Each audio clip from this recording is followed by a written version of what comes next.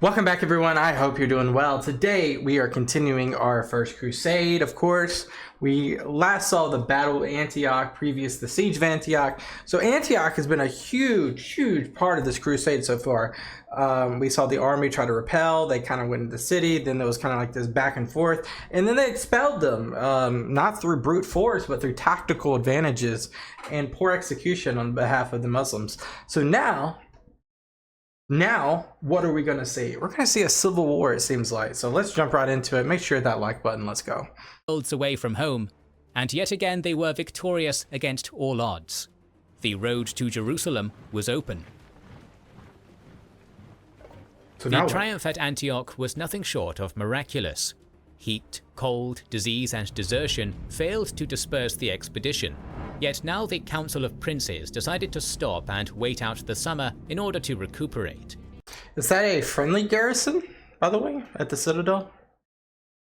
The plan was to leave for Jerusalem on November 1st, but in reality, no Crusader would see the walls of the Holy City for over a year. Rather than consolidate, the Crusaders were split into two large camps, arguing over the claim over Antioch and the oath to Alexios. Didn't Bohemond want it for himself? Pretty sure. On one hand, everyone swore to return every city they took to the Romans, but on another, the princes agreed to cede the city to Bohemond, provided that he took it, which he did. To settle the differences, the Crusaders sent out Hugh of Vermandois as an envoy to the emperor. He ain't gonna want. He don't care. He don't care who got it, when he got it. This Byzantine is what he's gonna say. Brings us to one of the most important and misunderstood moments in this story. Did Alexios abandon the Crusaders? Back in June 1098, Alexios was leading an army in Anatolia and camped at Philomelion when he met Stephen of Blois and a couple of other deserters from the Siege of Antioch. There, the Crusader told Alexios that the situation was hopeless and that he should abandon the cause. Latin sources denounce both men as cowards and pick this moment as the reason why their relationship soured. But the reality is, as usual, a lot more nuanced. So Stephen ran his mouth without knowing the full story. He kind of like predicted the downfall, which it did not. I mean, to Stephen's point, it looked like it was not going to work, but they pulled it out. Alexios did turn back, but he never intended to march as far as Antioch, due to the logistical strain it would entail on a large army. Not to mention that he was well aware that his absence could lead to rebellion or even a civil war, both of which he had already had to deal with on multiple occasions. Furthermore, he also received news that the Seljuks were preparing another invasion, a threat he took seriously, since he evacuated the citizens of that region to protect them from the nomads. So here comes Hugh. Indeed, an attack was attempted on Pipert, which ultimately failed due to the military prowess of the semi-autonomous leader of Trebizond, Theodoric Gabrus. So even when Hugh met Alexios in Constantinople some months later, the emperor could offer little more than the continuous naval supply that kept the Latins fed until this point. And yet the report that Bohemond was serious about keeping the city for himself infuriated the Byzantine court. Of course it did, because to them, this is their hired mercenaries, is what they look at it. Ending their goodwill and starting a new phase in the history of the Crusade. Rather than return to his fellow Crusaders, the Count left for France, only to be chastised by his countrymen, who saw him as a coward and embarrassment. He would later join the Crusade of 1101 and die fighting. But that is another story that we'll tell in the future. Yeah, we'll be there in the future, so make sure you hit that subscribe button and that like button, because we got a lot of history to talk through. Back in Antioch, the lines were drawn, and most of the princes aligned themselves with Bohemond, secretly ceding their portions of the walls to him. Raymond of Toulouse positioned himself as his arch-nemesis and occupied the bridge gate, the lifeline to the coast, as well as the governor's palace. He even attempted to take the citadel for himself, but its commander, Ahmad ibn Marwan, proclaimed that he would only surrender to Bohemond. Despite being the most stubborn of the princes, when it came to swearing his oath to Alexios, Raymond insisted that the words he uttered while holding the sacred relics shouldn't be discarded, and he was willing to sabotage the entire crusade just so Bohemond wouldn't get what he wanted. A lot of egos at stake here. And by the way, if Raymond did agree to cede this to Bohemond, he should live up to that. Now, Alexios, that little situation, Alexios and the Crusaders, I mean, it's not logistical that they could bring an army on land from Anatolia, that state, and then there's all that, you know, he's a governor at the same time. I know he's the emperor, but I'm saying, like, he's a governor at the same time of Constantinople. He doesn't want a civil war or some sort of riots or something to go wrong, and he's all the way around, so he can't suppress it. He does have that naval continuation that's happening where they have supplies, so he's in it. But I don't know, there's Alexios, I think there's a way that they could possibly make these vassal states for the empire, like, and then after like a certain amount of time they can have like a renegotiation about it. But I mean, these guys are on the front lines, and these aren't just infantrymen, these are princes, these are royals that are out here, so they have a lot of wealth and influence in Europe. So you don't want to be totally crazy and say they don't get anything out of this, because at the end of the day, I know that one of the biggest incentives is like to wash away your sins within this, but you know there's spoils to it as well. So, you know, I think vassal states would probably be the best case forward, but Bohemond's not going to want that, as from what I can tell, and they're definitely not just going to give Antioch away to these Crusaders. But they might. We'll see. In the meantime, Bohemond was busy. He restored the Cathedral of St. Peter, allowed the Greek Patriarch John IV to return to his duties. And I know I'm pausing fast again, but this really doesn't give me an idea of the scale of Antioch with like this showcase here. Like, it's probably much bigger than how the scale is showing, you know? And signed a deal with Genoa on July 14th, 1098. This surviving document tells us so much about the political situation at the time. Genoa received 30 houses near the church and the rights to run a market on the square. Bohemond was not mentioned as the owner of the city, but Raymond was singled out from the rest of the Crusaders, and the empire was not even mentioned. The Latins were at an impasse, and both parties were doing everything in their power to prevent the other from winning, while the lesser knights and peasants starved to death. Horrible.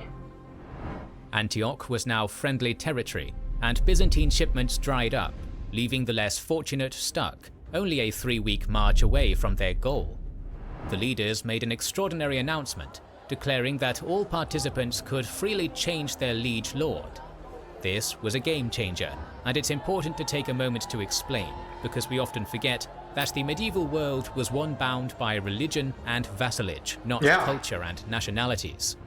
There was a strict social structure and hierarchy, which was maintained throughout the long expedition, with liege lords big and small on the top, and knights who swore fealty to them below. And then below them, everybody else. Additionally, there was a substantial number of commoners hired by the same lords. What we've seen so far was half a dozen branches from different parts of Europe, but in reality, there were hundreds of them to begin with. There was a complicated system of oaths of fealty holding it all together, which was not always based on dynastic ties. For example, Bohemond's nephew Tancred was a leader in his own right, with a retinue of his own. So why did the Crusade leaders decide to unravel this structure? On one Because it's not efficient when we try to work together. one hand, some were wealthier than others, either due to the funds they had raised at the start of this journey, or because they were more efficient in looting. But more importantly, the mounting death toll as a result of battles, weather, famine, and disease had killed an enormous number of the Latins, both high and low-born. There were many followers who lost their liege lord and were now free of their oaths, so all traditional ties were now broken, and many flocked to the rich entourage of Raymond. but even more, decided to join the firmly established county of Edessa as mercenaries. Its ruler Baldwin used this manpower to capture local towns and forts, such as Tel Bashir. What the Crusaders didn't anticipate, however, was for several lesser lords to use this opportunity to carve out domains of their own, such as Raymond Pelé, who gathered a small force and attacked the fertile Jabal as-Samak plateau. He briefly besieged a castle called Telmanis before its occupants, Syrian Christians, welcomed him inside and accepted his lordship. A week later, he attacked an unnamed castle and reenacted the terrifying chapters of the People's Crusade by slaughtering thousands of Muslims who refused his forced conversion. See, there's evil on both sides. From there, he left overconfident and low on supplies to take the large city of Marat an-Numan. As the garrison saw his contingent, they sallied out and killed nearly every single member of the expedition. There were probably many small-scale adventures such as this one, but no others are recorded. Dang, you gotta stick together, see? When you branch out, unless you're Baldwin, you're on your own, aren't you? Tensions were rising, manpower and supplies were depleting, and the connection with the Empire was severed. But the crusade could still be salvaged, because, as always, Bishop Adhemar was there to moderate and lead the princes to a compromise. Until he died on the 1st of August. At the time, most of the princes left. Adhemar was there to moderate and lead the princes to a compromise. Until he died on... So Adhemar's done. He's dead. Dang. He was kind of... Yeah, he was the glue. On the 1st of August. At the time, most of the princes left the city to pursue their own interests, leaving behind only the poorest Crusaders and the local population. Dang. As usual, the charitable defender of the less fortunate Adhemar stayed behind, as a typhoid epidemic swept through the city. Some modern estimates indicate that over 100,000 people died across the region in the span of a few months, with the spiritual leader and papal legate being one of the first to succumb. At the exact same time, 1,500 fresh German Crusaders arrived, eager to join the crusade, only to be annihilated by the deadly disease. The consequences this had on morale were devastating. Jeez. As historian J. Rubenstein puts it, if the Franks were the chosen people wandering through the desert, Adhemar had been their Moses. And that's a good analysis. But before his body was even cold, politics came into play, as Peter Bartholomew, the man who received visions that led to the discovery of the Holy Lance, used this as an opportunity to become a prophet. Within 48 hours of the bishop's death on the 1st of August, Peter Bartholomew claimed to receive his first vision of Adhemar's spirit. According to him, they had a conversation where the This guy needs to be drug checked. bishop admitted that his doubt of the authenticity of the Holy Lance led him to hell.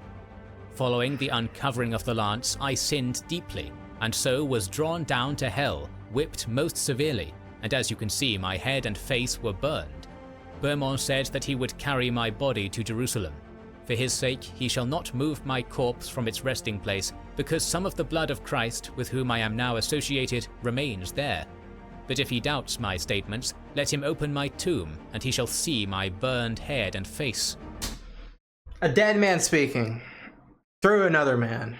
Through a vision.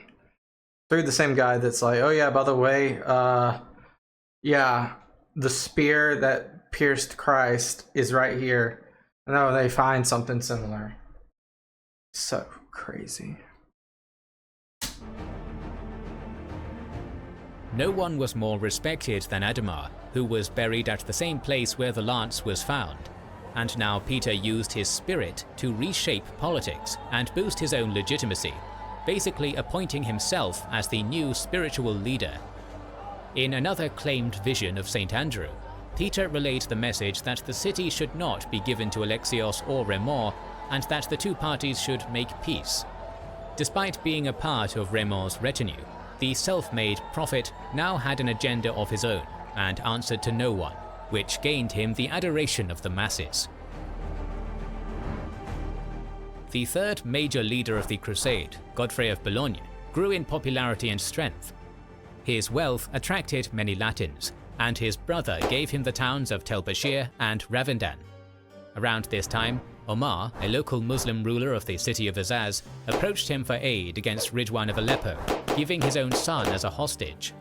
When Godfrey finally agreed, the news was carried back to Azaz via carrier pigeon. Godfrey duly led a relief force towards Azaz and quickly frightened off the Aleppan army. Raymond rushed to try to get a slice of the pie, but was too late. Godfrey received a richly decorated armor, inlaid with gold and silver, as well as a lot of prestige. Bohemond, on the other hand, was busy in Armenian Cilicia, where his nephew Tancred had secured a Norman foothold. Bohemond was the most charismatic and won the most victories, but he was content with what he had achieved and would go no further, leaving Godfrey and Raymond to compete for the Crusades' leadership. So that's interesting. So Godfrey and Raymond are now like the two possible leaders of the Crusade. Baldwin's kind of occupied with Edessa. Bohemond's occupied with Cilicia and Armenia. Okay, so Raymond and Godfrey, those are the two. Despite his old age and rivalry with most of the other Crusaders, Raymond still possessed the Holy Lance and the largest contingent, but not enough to break the deadlock. And so the Crusaders turned to the man who initially called the Crusade, Urban II. On the 11th of September, a joint letter was sent to Rome, relating the news of Ademar's death and imploring the Pope to lead the Crusade in person. Since you initiated this pilgrimage, and by your sermons have caused us all to leave your lands. Feeling a little bit of animosity right here, are you guys? Sneeze. Feel a little animosity. You know what I'm saying. We now beg you to come to us and urge whomsoever you can to come with you. It was here in Antioch that the name of Christian first originated. Therefore, what in the world would seem more proper than that you, who are the father and head of the Christian religion, should come to the principal city and capital of the Christian name and finish the war, which is your project, in person. Ooh. For if you come to us and finish with us the pilgrimage that you inaugurated, the whole world will be obedient to you. There's a lot of things here. There's like the connotation where this is your idea and you're fighting this for you, and then there's the connotation of like the incentive of power, which they know that he will feed off of, and they're just trying to legitimize this even further. I don't know. I don't think he's gonna do it though. Similarly to Alexios, Urban II was busy with other affairs in Europe and couldn't risk the journey to the Holy Lands. With the ongoing leadership struggle, the date when the Crusaders were planning to depart to Jerusalem, November 1st, arrived, yet no leader was mobilizing their force as they continued to argue. Disgruntled gossip turned into rebellion as the lower ranks protested. It is obvious that our leaders, because of cowardice or because of the oath of Alexius, do not wish to lead us to Jerusalem. Ooh. If the Antiochian quarrel continues, let us tear down the city's walls. Then the era of princely goodwill existing prior to its capture will return with its destruction. Otherwise, we should turn back to our lands before hunger and fatigue exhaust us. Jeez. I don't know what's gonna happen. The winter months continued to drag on, and Raymond was unwilling to let go of his bitter rivalry with Bohemond. His main goal was building a platform centered around his holy relic, hoping to gain more support. But he soon realized that the only way he could take Antioch from him was to confront him with more than just words. The prince then decided that he would indirectly attack the Norman by establishing his own base around Antioch and starve out Bohemond and everyone who supported him. Raymond already controlled the way to the sea, so now he only had to secure the south by taking the city and succeeding where his namesake Raymond Pelé failed. And so, after their greatest triumph, where they managed to take the strongest citadel in the Levant, defeating a capable garrison and 3 relief armies in the process, the Crusaders were now on the brink of self-destruction. It is easy to consider them as foolish and greedy, as you can see, but the reality was a lot more complicated. This was an expedition featuring dozens of leaders with different characters, who experienced some of the harshest conditions and fought the same opponents who crippled the Eastern Roman Empire. The plot twists and challenges no doubt changed many of them. And finally, the desertion and rebellion of many of their followers shows that the leaders didn't fully represent the entire expedition. These were not one-note characters, and now without Bishop Adhemar, their differences would collide and pull them in 3 separate directions. Bohemond, Raymond, and who else? Until this. But we'll have to figure that one out on another day. We have seen the aftermath of Antioch. Adhemar's gone. Pope Urban's not coming. Alexios isn't coming. They're kind of stuck out in the desert now. Antioch is the place that's up for grabs. Bohemond wants it. Raymond wants it. Other people probably want it. We'll have to see what happens next time. Thank you guys so much for watching. I implore you to hit that subscribe button and that like button. I hope you have a great rest of your day. We'll see how this continues next time. Peace out.